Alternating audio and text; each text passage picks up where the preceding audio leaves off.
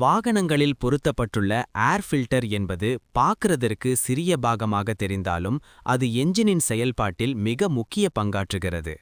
இதனை மனித உடலில் உள்ள நுரையீரலுடனும் நாம் அணியும் முகக்கவசத்துடனும் ஒப்பிடலாம்.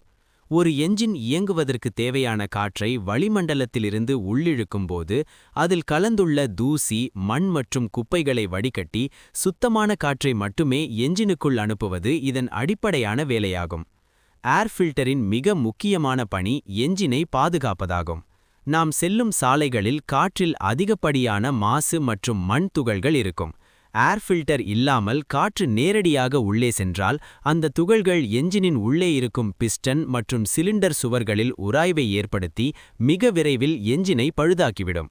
ஏர் ஃபில்டர் இந்த துகள்களை தடுத்து நிறுத்துவதால் என்ஜினின் தேய்மானம் குறைந்து அதன் ஆயுட்காலம் பன்மடங்கு அதிகரிக்கிறது.